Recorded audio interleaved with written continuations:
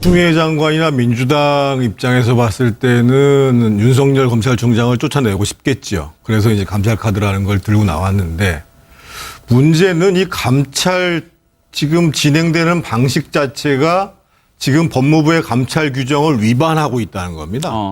무슨 얘기냐면 4가지 조항들을 위반하고 있는데요. 그 법무부 감찰 규정 2조 2항에 보면 이 감찰 지휘를 누가 하도록 되어 있냐면요. 감찰관이 하도록 되어 있습니다. 감찰관은 지금 유역 검사장입니다. 그런데 이번에 어떻게 했냐면 유역 감찰관이 뭔가 이거에 대해서 신중하자라고 얘기를 하니까 추미애 장관하고 친한 박은정 감찰 담당관이라고 있습니다. 부장검사급이죠. 그 사람이 감찰관을 패싱하고 진행을 했다라는 거예요. 이거는 감찰 규정 위반일 뿐만 아니라 나중에 되면 직권남용이 될 수 있습니다.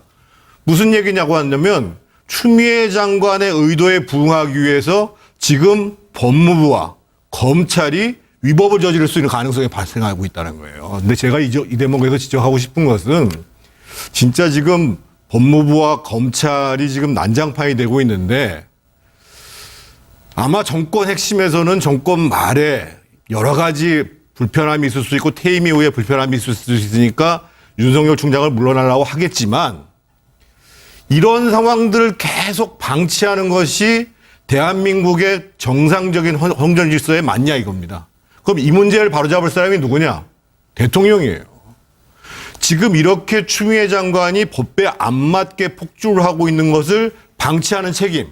그거는 결국은 문재인 대통령한테 갈 수밖에 없고 저는 문재인 대통령이 조만간 결단을 내려야 된다고 봅니다. 그렇죠. 지금 연말에 개각은 거의 기정사실화되고 있고 그 개각이 필요한 이유는 지금 한편에 있어서는 부동산 전월세 문제 해서 민심위반이 광범하게 벌어지고 있고 실제로 국민들이 고통을 받고 있잖아요.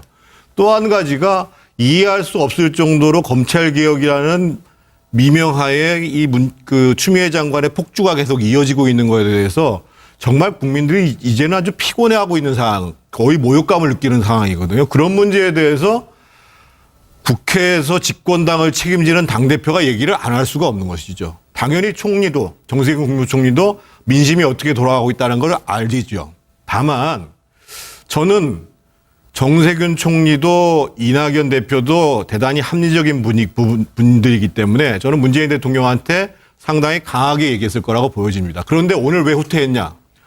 어제 그저께 관훈 토론에서 이 얘기가 나오고 언론에서 대부분 김현미 장관, 추미애 장관 문제가 정리가 되겠구나라는 식으로 보도가 나오니까 지금 청와대에서 그런 거 사실 아니다라고 강하게 부인하는 청와대 대변인의 얘기가 있었어요.